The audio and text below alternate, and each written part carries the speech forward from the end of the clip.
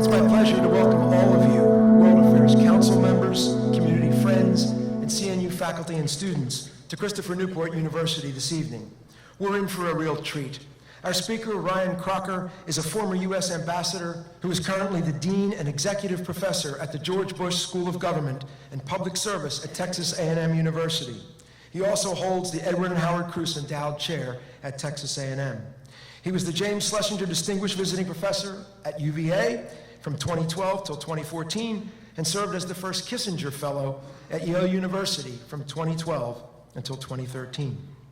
Prior to his retirement in 2009, Ambassador Crocker had a long and very distinguished career in the Foreign Service, spending 37 years serving our country. Among other notable achievements, he was assigned to the American Embassy in Beirut during the Israeli invasion of Lebanon in 1982, and he survived the bombings of the embassy and the Marine Barracks in 1983. He's had assignments in Iran, Qatar, and Egypt, and served as ambassador to 5 countries: Lebanon from 1990 to 1993, Kuwait from 94 to 97, Syria from 98 to 2001, Pakistan from 2004 to 2007, and Iraq from 2007 to 2009. In 2011, he was called out of retirement by President Obama to serve as ambassador for a 6th time to Afghanistan. Ambassador Crocker was born in Spokane, Washington, and grew up in an Air Force family, attending schools in Morocco, Canada, and Turkey, as well as the US. He received his bachelor's degree in English in 1971 and has received honorary doctorates from numerous universities, including his alma mater, Whitman, Gonzaga, Seton Hall, and the American University of Afghanistan, among others.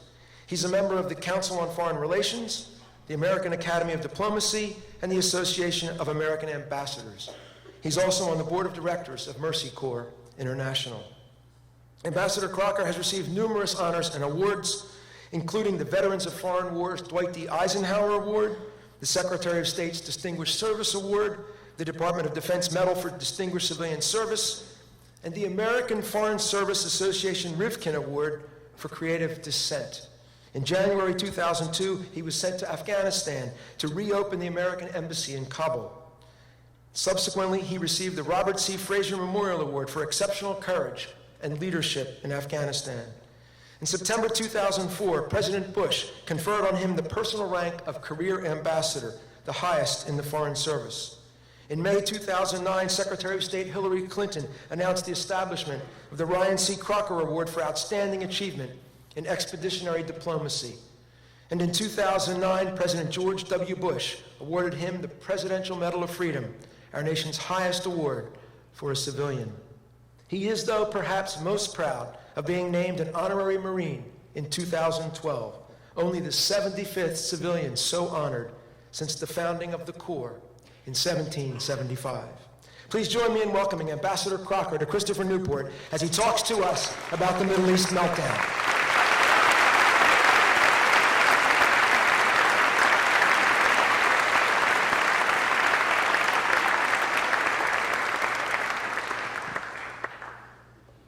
Thank you, Provost Dowdy, for that generous introduction. I can be introduced in a number of ways. I kind of like that way. Another way to imagine it is pictorially.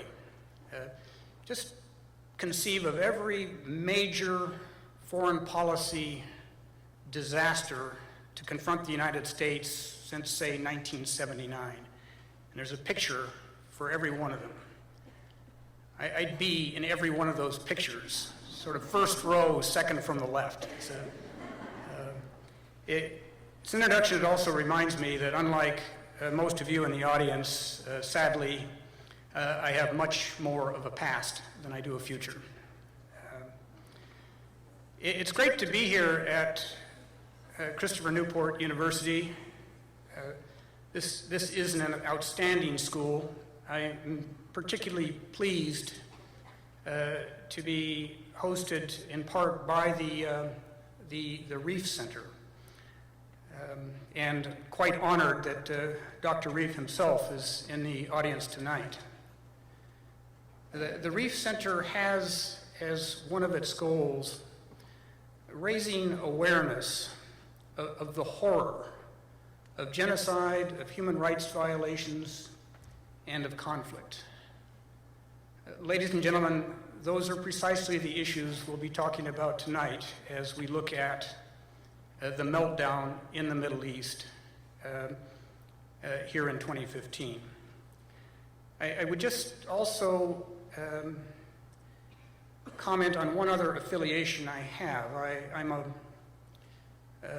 member of the board of the World Affairs Council of Greater Hampton Roads.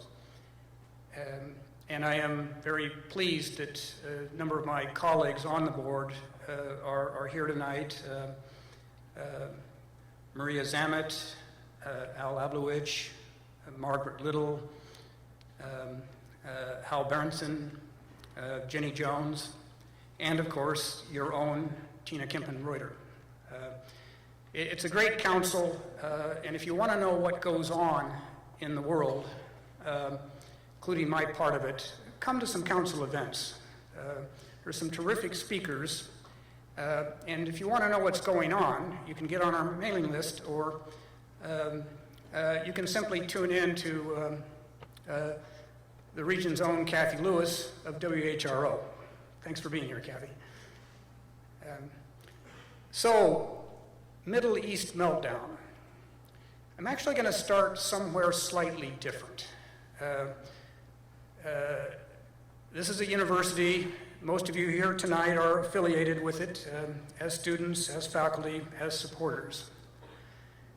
I'd just like to lay out a few qualities that I think are critically important for Americans who want to go into international affairs or even just understand international affairs. What's been important to me in the course of my career are some academic disciplines. For me, it's been history. You aren't going to know what's going to happen tomorrow. You're not even going to understand what's going on today unless you know what happened yesterday. Americans have marvelous qualities. I think we are the greatest people on earth, but we have some limitations, and one of them is we're ahistorical. That's not how we built this country. We're about today and tomorrow. Let's get on and get her done. Well, that can gravely handicap us in complex parts of the world, certainly in the Middle East. So history counts. It is not a bunch of musty old facts about long dead people. It's about how today got to be what it is. And it's only from that understanding can you begin to think about what tomorrow may look like. I'll touch on that in the Middle East context as we go ahead. It's also enormously important to think of the world from different corners and different axes. As the provost noted, I was an English literature major. That was and is my passion. I just wasn't good enough to sell a single story, but I sure read a lot of them. If you want to understand a complex region, knowing its history is key. But knowing a lot more is important. Know its imaginative literature, its fiction, its poetry. Know the stories that parents tell their kids before they go to bed at night. It'll tell you a lot about the value and orientation of a society. Seek multiple avenues of access to a complex environment you don't understand. The medium for that access is foreign language. My colleague Maria Zamet said at dinner tonight, there's a joke.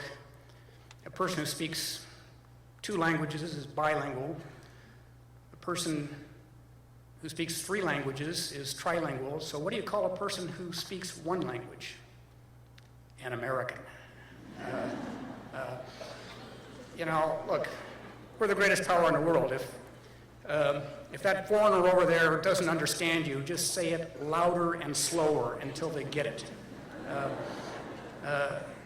But it puts us at a tremendous disadvantage in trying to even understand, let alone shape, global events if we can't communicate in the languages of the globe. I found it interesting that in the Iran nuclear negotiations, they were held in English, of course. The American team was pretty deficient in Farsi. The Iranians had perfect English. They had perfect English because they went to our universities, they've lived in our country. Mohammad Zarif, the Iranian foreign minister, U.S. University graduate, many years as Iran's representative to the United Nations in New York. Do you think he understands us? Yeah, he kind of gets us. Do you think we kind of get him? We kind of don't. Let alone the guys behind him who didn't go to our universities and don't speak English. Another quality in international affairs and in life is another one that we're probably not supremely good at. It's humility. Don't think that because we're Americans, we got it figured out. All those little people out there need to do is sit down and take notes while we tell them how it is and how it should be. Let me tell you, that makes for supremely bad policy and extremely poor consequences. A corollary of that is listen. When I first went out as an ambassador, I got some good advice, and that was one of the pieces of advice I got. When you meet the head of state or government, sit down and listen to him. Don't deliver your agenda. Don't tell him what you're going to do in your first 90 days. Listen to him or her. It is absolutely essential. When I went to Baghdad, it was the middle of the Civil War. This troop surge was just starting. All hell was breaking loose everywhere. But I spent my first 2 meetings with the Prime Minister of Iraq not trying to get a darn thing done, just the two of us in the room, while I asked him how the world looked to him when he got up in the morning, what his high school experiences had been, what it was like literally running for his life as a very young man to stay a step ahead of Saddam's thugs. I learned a lot about the Prime Minister of Iraq in those discussions that served me very well in trying to understand later on why he would do certain things. Now, I couldn't have done it if I didn't have the language. No need for an interpreter. Could be just the two of us, nobody taking notes. So just keep all of these things in mind. Importance of history, the necessity of different paths to knowledge, the importance of language, the importance of humility. Okay, you've got all that because there is going to be a test at the end of this. So let's move to the Middle East. And this is my only slide. Tonight may be hard to endure for a number of reasons, but it will not be death by PowerPoint. This is what I call the broader Middle East. From Pakistan in the east, through Afghanistan and Iran, and then into the Arab world, Iraq, the Arabian Peninsula, anchored by Saudi Arabia, countries of the Levant, Syria, Jordan, Israel, Lebanon, the Palestinian territories, and then through North Africa, Egypt, Libya, Algeria, Morocco. What's the unifying thread on that?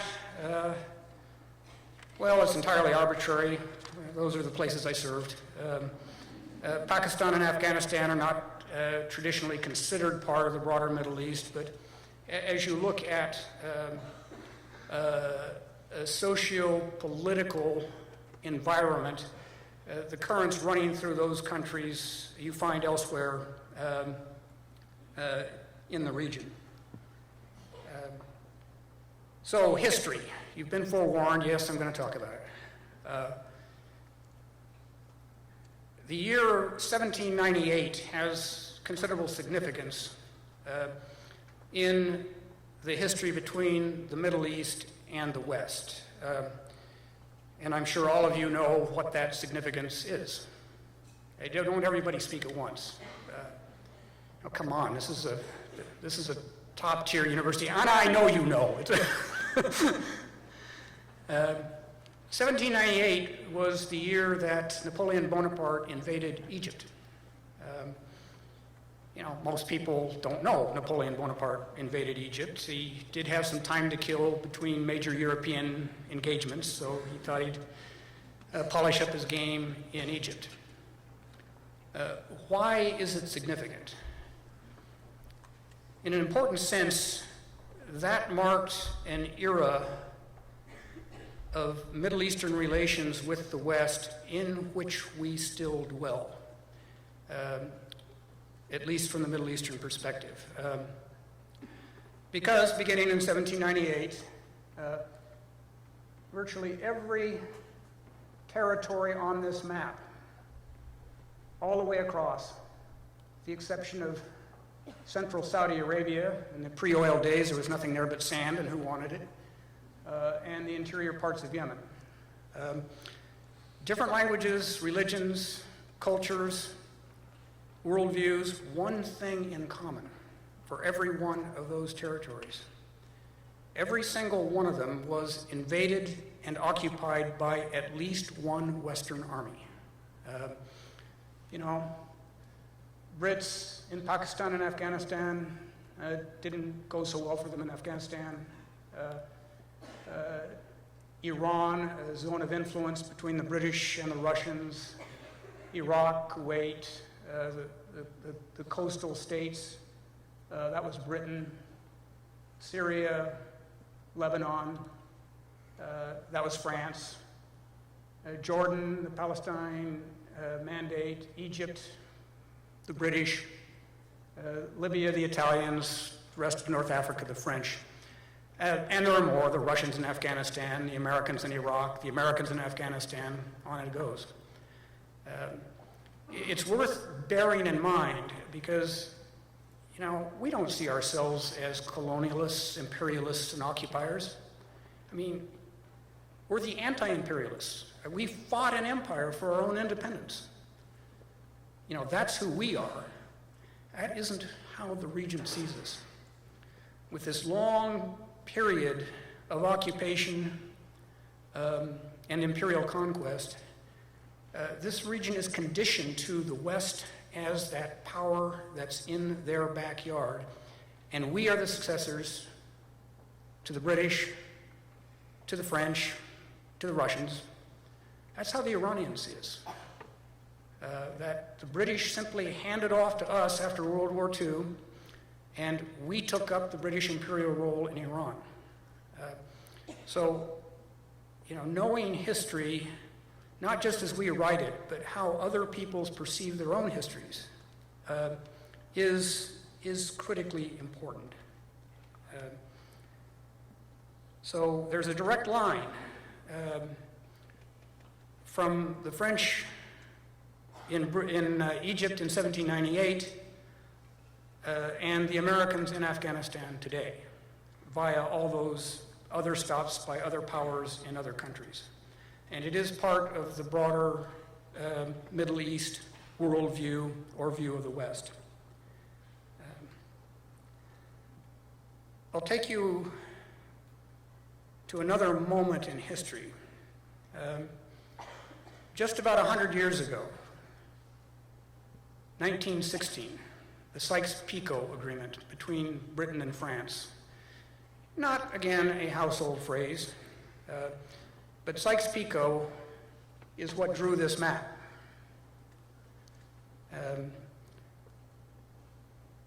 The map was sanctified in the Versailles peace talks to formally conclude World War I and the Versailles Treaty.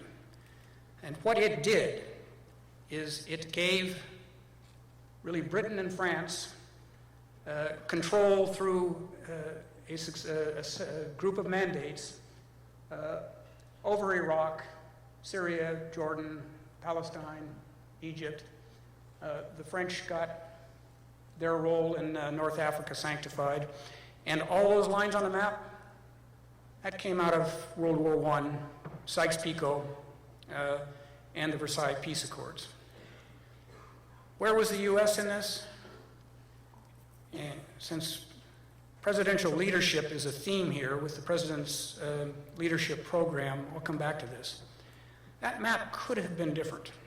Woodrow Wilson went to Versailles with a very different concept of what the region and the world should look like. He came with the notion of self-determination.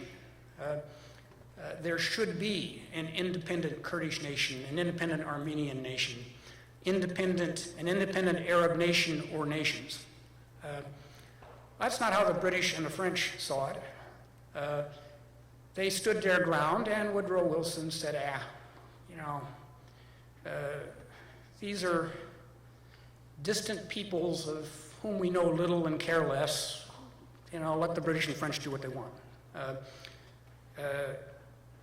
He just decided basically that it wasn't important enough to fight about. And again, I'll return to this. Presidential leadership is important. So the British and the French got the map they wanted. We didn't get the one we wanted, but we didn't seem to want it all that much. So there's the map. Let's just fast forward that roughly 100 years to today. This is, without question, the most chaotic, turbulent, and tumultuous time this region has seen in the 100 years of its modern history. You've all seen the images. You've read the stories. Let me just trace out, if I could, a few organizing themes that may not be right, but I've found them helpful. We are looking at a period of unprecedented state failure in the Middle East. Failed states, Syria and its awful civil war, a completely failed state. Yemen in a civil war of its own with regional involvement directly, a completely failed state. Libya, being torn apart by rival governments and rival militias, a completely failed state. Iraq, not quite yet. I think it's a failed state. I don't think it can recover. Afghanistan is teetering. In 100 years, the region has not seen this kind of intense tumult. What does that mean? We're not there yet, but failed states may mean a broader failure of the Westphalian state system in the Middle East. More of that to follow, but that would be a pretty grave outcome given its strategic importance, given the fact that the world still depends on energy resources from the Middle East, and given the fact that there is one declared nuclear weapon state in the region, Pakistan, and one undeclared nuclear weapon state, which is Israel.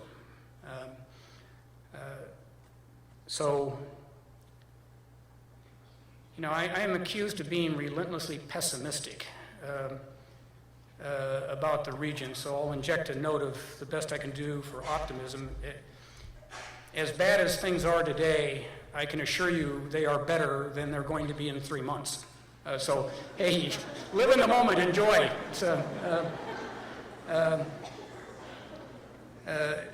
We talk about intelligence failures in the Middle East and elsewhere. They're not really intelligence failures. The intelligence is out there. It's a failure of imagination, that we cannot imagine how things are going to develop. I could not have imagined when I left Iraq in 2009 that the Islamic State would be dominant in one big chunk of it, and Iran and its proxy militias would be dominant in others. President Bush, he had nicknames for everybody. My nickname, which I got in my first week on the job, was Sunshine, because of my irrepressible optimism. My failure was that I was not pessimistic enough. So let your imagination run around tonight when you're trying to get to sleep. As bad as it is, believe me, it can get a whole lot worse as one contemplates the possibility of systemic state failure in the region. Now, what underlies the failure of states? I'm very, very leery of single theories to explain everything, and this isn't a single theory, but it is an important factor. It's a failure of governance, a failure of successive rulers to provide security, prosperity, services, the prospect of a good today and a better tomorrow. You can look at the Middle East as a succession of isms.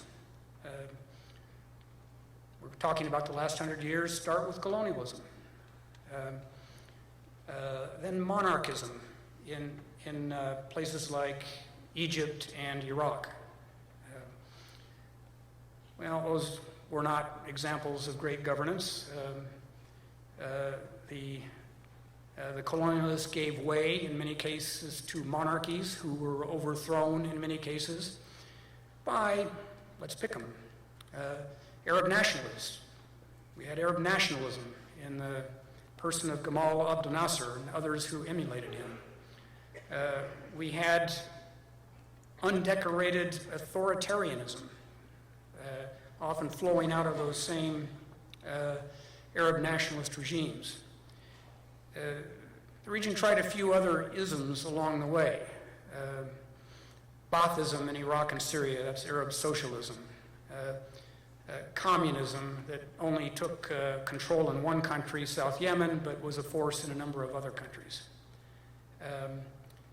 None of these isms delivered the fruits of good governance.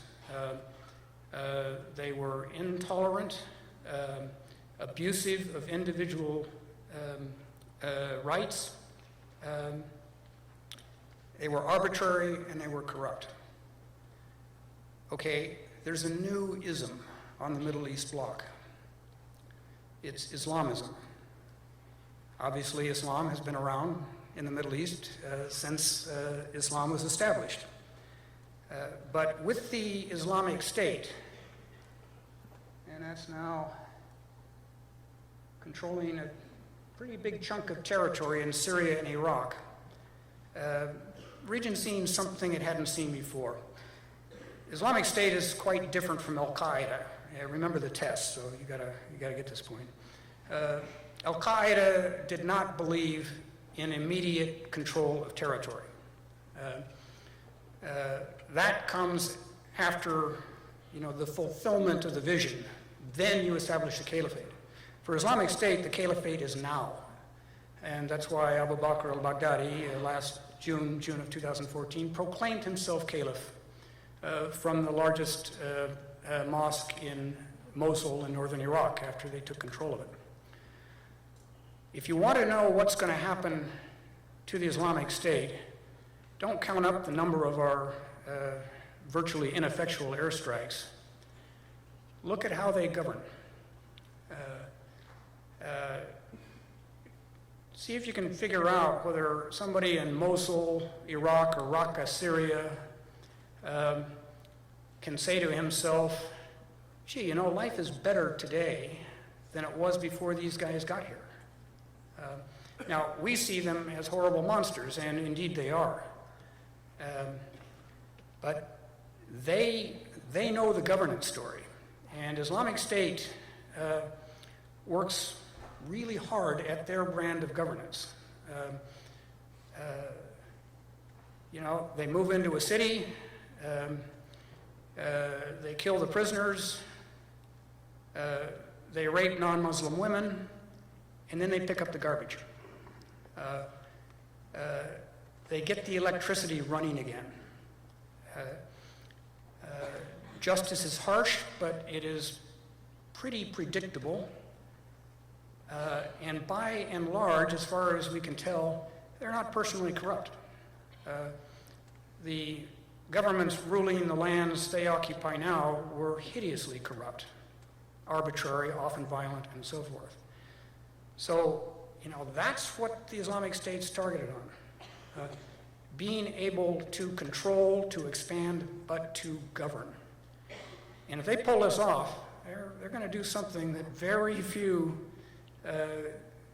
governments in this region have ever managed. So watch that space more than any other.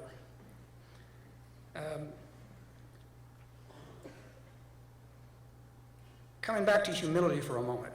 Now that I've laid out these grand theories, let me tell you why they're not so grand.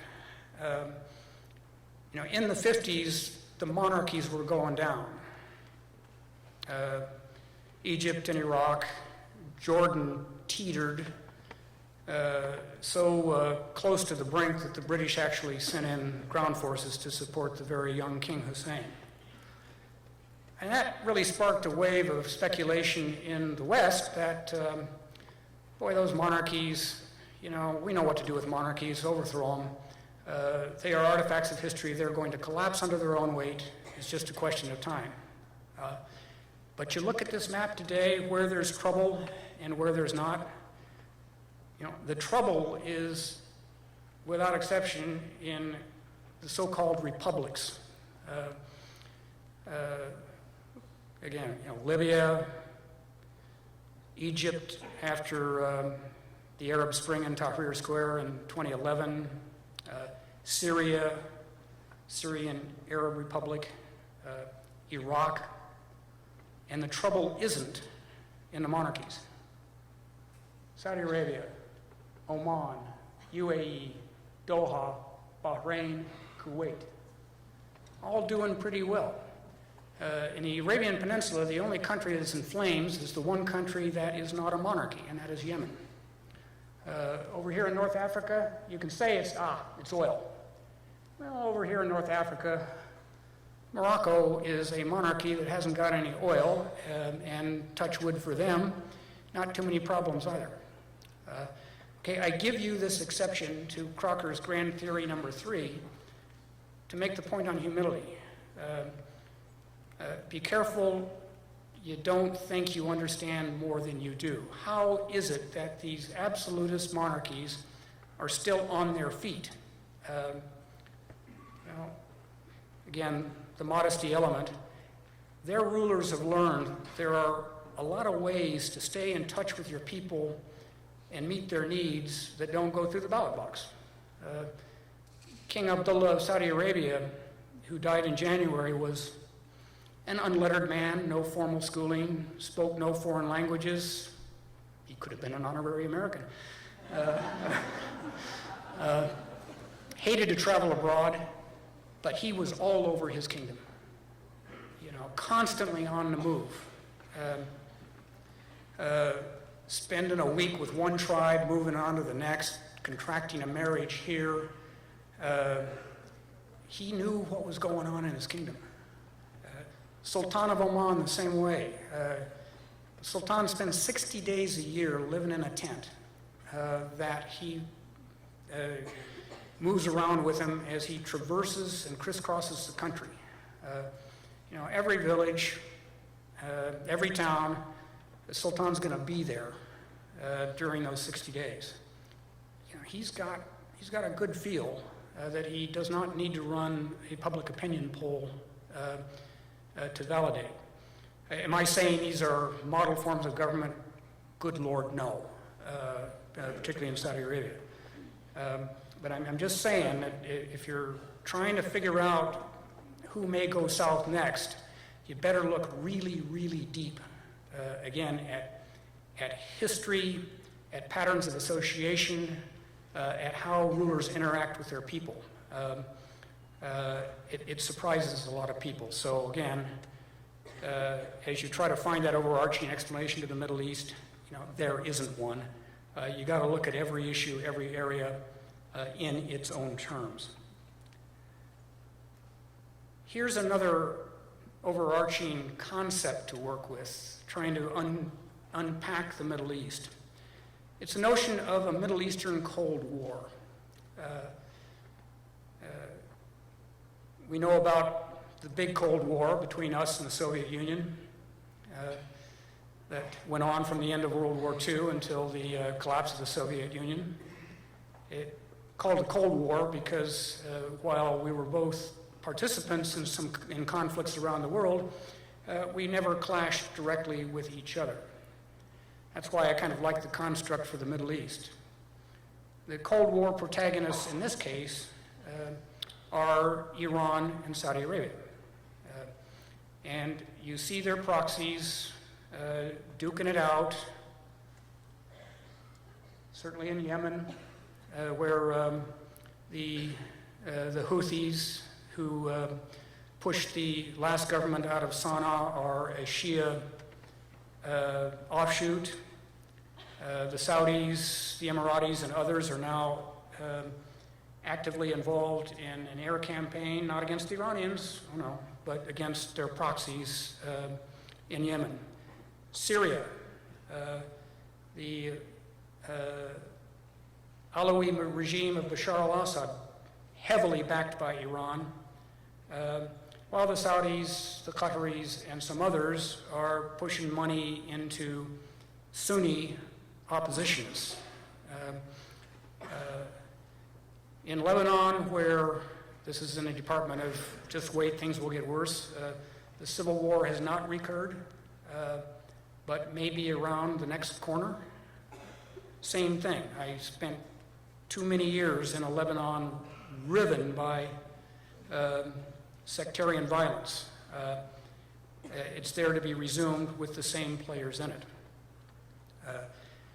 Since this is a Cold War between the Shia power of Iran and the Sunni power of Saudi Arabia, it means that a region full of conflicts over the last 100 years is now seeing those conflicts at a new intensity, denominated not in political or power terms, but in sectarian terms. In Iraq, it's Sunnis against Shia. In Yemen, in Syria. Not everywhere. Libya doesn't have any Shia, and they're doing perfectly well murdering each other, even though they're all of the same sectarian group, Sunni Islam. But I do find this notion of a Middle Eastern Cold War helpful in explaining some of what's going on in the various hot wars. Another point, the U.S., consequences for the U.S. It is interesting to me that the time of greatest tumult in the Middle East also matches the time of greatest U.S. disengagement from the Middle East since World War II. World War II brought us to the Middle East. We weren't there before. Starting with Harry Truman on through just about every president we've had, there has been a presidential doctrine centered on the Middle East, defining what happens in the Middle East as a vital U.S. interest which we would use force to protect our equities there. Truman and Eisenhower doctrines were quintessential Cold War doctrines. You went on to the Reagan Doctrine, also centered on the Middle East. The Clinton Doctrine was more on Bosnia, but had Middle East applications. We all know about the Bush Doctrine. There is no Obama Doctrine. So this is the final broad point I'll make. I went to school in the Middle East for more than 3.5 decades, and I learned approximately 2 things. I figure one thing every couple of decades. It's a good pace. I can stay with that. Try that with your professors. See how far you get. So, the first thing I learned is be careful what you get into. I was present on the ground in Lebanon in the early 80s when we were not careful what we got into, when we and the Israelis thought it'd be a really nice idea for the Israeli army to sweep through southern Lebanon and eliminate the Palestinian terrorist organizations. I mean, who could argue with that? But we didn't think it through. Military engagements in that region don't have third and fourth order consequences. They have 30th and 40th order consequences that are unforeseeable when your troops cross the line of departure. Getting rid of the PLO, terrific idea, and the Israelis largely did. But what happened a year later? Instead of the PLO, you had Hezbollah. Far, far more lethal than the PLO ever thought of being, and aimed right at us. By not getting that one right, I almost lost my life on April 18, 1983, when the American embassy was blown up by Hezbollah, with me in it. 244 Americans did lose their lives 6 months later, because we thought it was a good idea to get rid of the PLO and didn't have the imagination to see what might come next, which was Hezbollah. I saw it in Iraq. I went into Iraq right after the fall of Baghdad. I was there on the smoke and the dust, trying to put some structure together. We thought it'd be a good idea to get rid of Saddam Hussein. Well, who could not like getting rid of the region's greatest mass murderer, who had killed tens of thousands of Iraqi Kurds, Shia, and indeed his own community of Sunnis? That's got to be good. Yeah, but then what? And you could see it in the spring of 2003, the oh my God moment. Then what? Well, we saw what? A devastating civil war, eventually tamped down by the surge of troops when I was there in 2007, 2008, but at what cost? In more than 4,400 American lives and tens of thousands of Iraqi lives. Yet the situation stabilized the last half of my tour and beyond, which takes me to the second thing I learned in the Middle East.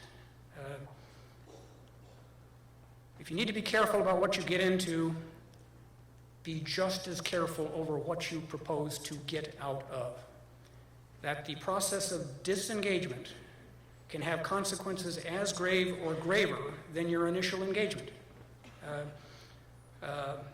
And in Iraq, we failed both tests. We weren't careful getting in, and in my view, we were not careful getting out in 2011. So Iraq has unspooled since we withdrew our forces and withdrew our political interest in 2011. What do we have today? As I said, Islamic State in one big chunk of the country, the Iranians and their proxies in another big chunk of the country. Somebody a lot brighter than I am is going to have to explain to you why that is in the American interest.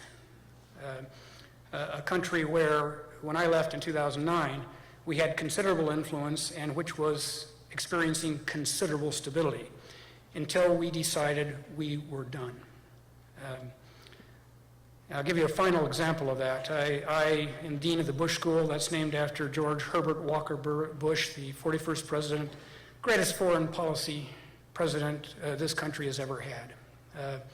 He knew the world, Ambassador to the United Nations, Director of Central Intelligence, first envoy to China, the best national security team the country's seen collectively, yet he made one very bad mistake that people don't recall right now. After we worked with the Pakistanis to arm and equip an anti-Soviet jihad in Afghanistan, which they occupied during the 1980s, we decided we're done. We could see that the country was going to spin into civil war because the only thing unifying the Mujahideen groups was hatred of the Soviets. Soviets were gone. They would be at each other to see who ruled in Kabul. We did something else, too. Pakistan had been our strongest ally in this fight. The whole anti-Soviet jihad was staged out of northwest Pakistan, using Pakistani networks into Afghanistan. So not only did we say we're done in Afghanistan, we said to the Pakistanis, oh, yeah, well, look, we needed you for the last 10 years to fight the Soviets, but we don't need you anymore. So that nuclear weapons program that we know that you've had for ages, we're now going to slap sanctions on you for it. So the Pakistanis overnight went from being the most allied of allies to the most sanctioned of adversaries. Now that's a Pakistani narrative, but there's a lot of truth to it. So what happened? Horrific civil war. The Americans said to the Pakistanis, don't even call, we're not answering. Eventually, after 4 bloody years, the Taliban started to emerge. The Pakistanis saw something they could work with to tamp down a civil war that could destabilize their own country, went in full bore behind the Taliban. And then we got 9/11. And I asked myself, if the Bush administration had decided after the Soviets left, we're going to stay engaged here. We're going to stay engaged in Pakistan. We are going to work to prevent a really bad crisis from erupting in Afghanistan. I wonder if we'd still see the Twin Towers today. Who knows? But the point is, disengagement, whether it's Afghanistan, 1990, Iraq, 2011, can have incredibly grave consequences. So careful getting in, careful getting out. Now, you really thought I was going to talk about what's going on in all these places in the Middle East. No, I was just going to bore you with overarching concepts. We can talk about the Iran nuclear agreement, what the Islamic State's likely to do next, the refugee crisis, and I hope we will. But I kind of wanted to set a broad stage for you as you try and decipher the headlines. The last thing I'm going to say is really about you and your future.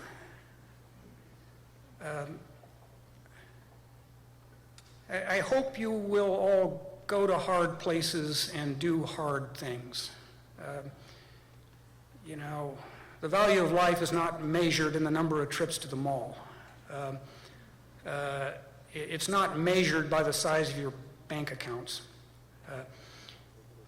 It's measured by what you do, not for yourself, but for your community, your state, your country, humanity. So I hope you will think about ways to get involved in a greater good, a larger purpose than yourselves and your immediate fortunes. I hope some of you will look at the Foreign Service. It is a desperately hard service. We're tiny. The entire Foreign Service Officer Corps is about the size of the combined ship's company and Air Department on a single U.S. aircraft carrier. There are about 6,000 Foreign Service officers worldwide. So we are the most expeditionary of America's services. My beloved Marines hate it when I say that. But a far greater percentage of your Foreign Service is deployed any given day than the Marine Corps is deployed. That's why they call it the Foreign Service. And since the end of World War II, substantially more American ambassadors have been killed in the line of duty than have American generals or admirals, even though generals and admirals outnumber ambassadors by hundreds to one. I was an ambassador 6 times. In 3 of those countries, a predecessor of mine as ambassador was assassinated. So it's a hard service, but if you want to feel you've done something, if you want to be where it counts for America, think about it. And if government just completely turns you off, you can think about other things. I'm on the board of Mercy Corps. We have a huge operation going in Syria. A lot of people staffed around it. Mercy Corps has no good assignments. We don't have a London or a Paris. The best we can offer you is Beirut, and then it goes downhill from there. But you're out where it counts. You're out doing something hard that makes a difference. Find your comfort zone and then get outside of it. You know, that in my view is what life's all about.